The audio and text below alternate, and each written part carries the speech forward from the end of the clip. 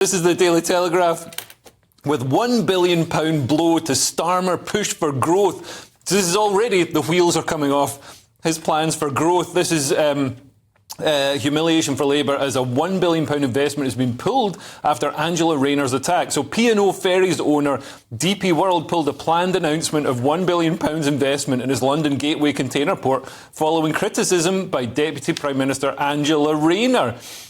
And DP World boss Sultan Ahmed bin Salayem will no longer attend the event after Miss Rayner called P&O Ferries unscrupulous and exploitative. Oh, they're unscrupulous and exploitative. So this shipping company, ferry company, it sparked controversy in 2022 when it sacked 800 employees and replaced them with cheaper overseas agency staff, which is actually good because when they get raided by Somalian pirates, it'll be like a sort of, get together. But then they won't know who's the pirate. Well, it doesn't matter why they did it, does it? It's their decision. They've got their own business sense. And here's Labour coming in and criticising them for running their business the way they want to, Nick. You could say that. I would love to have heard the argument, though, with Rayner just they're unscrupulous, as you just said, and then Starmer going, "You've cost us $1 billion." It sounds like Dr. Evil. Anyway, she's not necessarily wrong, though, is she? I mean, when this scandal hit, when they just suddenly sacked 800 employees and replaced them with cheap overseas staff, everyone was saying the same thing. So she's not necessarily wrong, but is it naive to say on Wednesday, when there's a $1 billion deal pending, one could say it is. Or you could say it's integrity. I mean, we have two clashes of styles here. Starmer's all about pragmatism, at least on business. He's ideological at other times when he's talking about far-right thugs. But here, he's obviously trying to... Yeah, exactly. He's trying to be practical about business. She's just doing, like, classic Ange kind of, like, I just say what I think. And obviously, they're not on the same page, I think it's fair to say. Yeah, and I think this, as Nick says, this shows the naivety of the government. Angela Rayner in particular, I mean, she's picked because she's terrible. Keir Starmer was like, I need somebody there who's so dismal that even when everybody wants to get rid of me, they won't because they can see who's going to replace me. Yeah. So is this what you want? And he just points to And Labour are just doing this sort of Venezuelan speed run. We're gonna collapse harder than Argentina. We're going to need, but the good news is, 5 years' time, we'll get a Millet. We'll get our own Millet coming in to save Britain. Who's our Millet? Because we've got Farage, we've got Jenrick. Who's it going to be? Possibly Farage. For a minute, I thought Leo was going to go back into politics.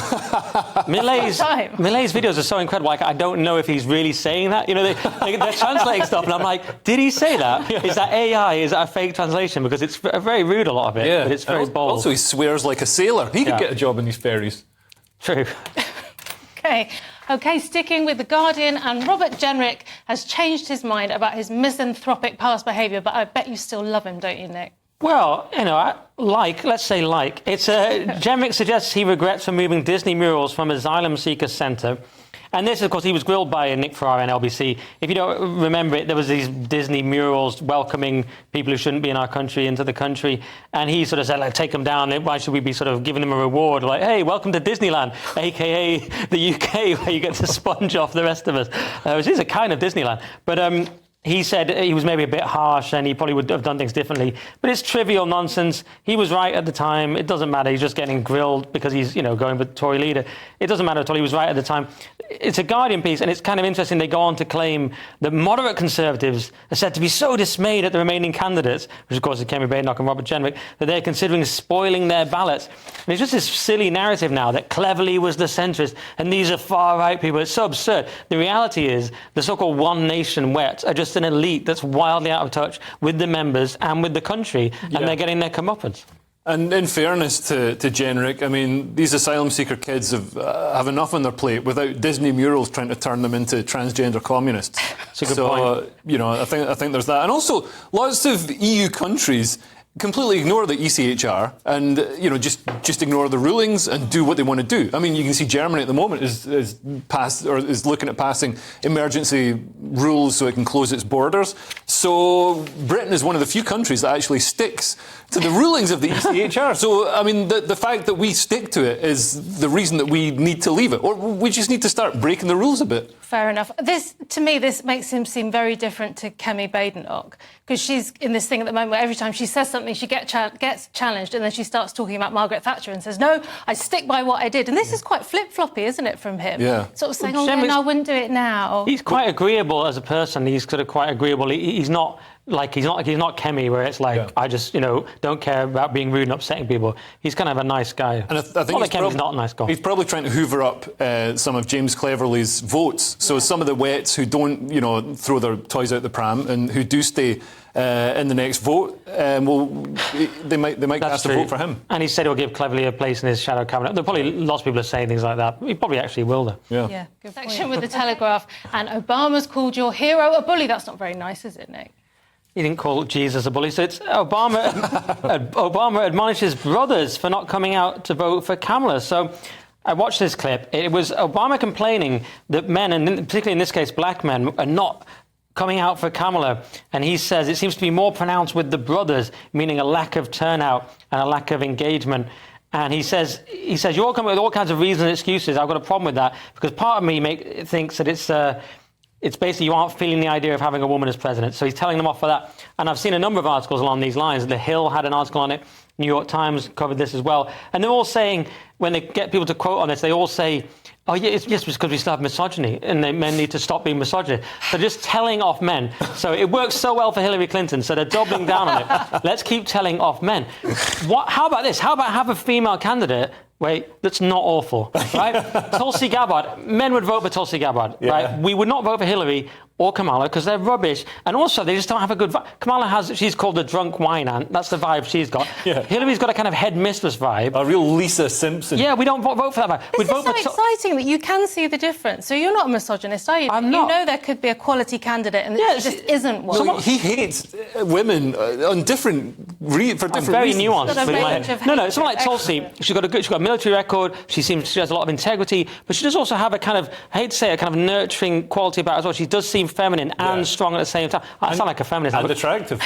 Well, I'm not allowed to comment on people's looks, but yeah. No, but it makes a difference. But they would vote for something like that. Pages, being good looking probably doesn't hurt. But just to finish, Harris is not doing well with men, particularly Latino men, just massively come over to Trump, black men to some extent, and white men. So it's just not doing well with men. And the solution is not just to tell them off. Yeah. Sorry, Leo. And I think it's got worse from Kamala as people have seen more of Kamala. Before, you just sort of saw her, you knew her face, but you never really heard her talk. Now that we've heard her talk, oh my God, that voice, and she's insufferable. She's every horrendous, nagging, longhouse sister-in-law, like equalities training. It's just that every man has experienced a woman like that, and it's always been a horrendous experience.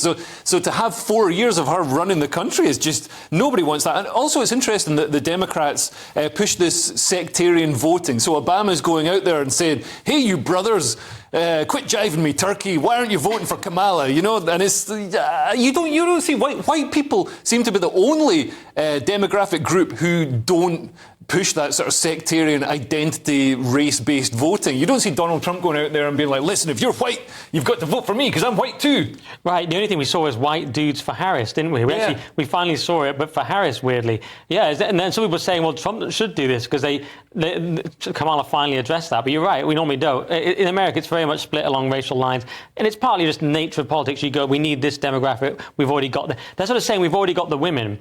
And they've just completely given up on the men. But it's not going to be enough for her, obviously. I mean, if there's a fair election, I'm sure it'll be totally fair, then it's not going to be enough for her. Do you think this is going to have any impact? Because to me, this is just going to push people into the arms of Trump. It's just you saw Obama's speech that he was talking about Trump. He says, oh, look at this guy. He's like, he only cares about money and status. I'm like, really, Obama, is that what you're going with? I mean, and then he goes with he's selling sneakers and all this. And he talks about Trump's brashness. But actually, men like Trump's brashness. Yeah. And they don't mind it. Yeah, and Trump is always hustling. Even though he's nearly 80, he's doing an amazing job. He's fantastic. But, I can't remember what I was going to say. Brilliant. OK, the Daily Mail now with a reminder that no good deed goes unpunished, Leo. So this is J.K. Rowling, who's blasted Butlins, which is a sort of string of holiday parks, for suspending security guards after they forcibly ejected a group of transgender women from the ladies' lavatories at one of the holiday camps. So bosses at the seaside resort took the guards off duty following complaints against them,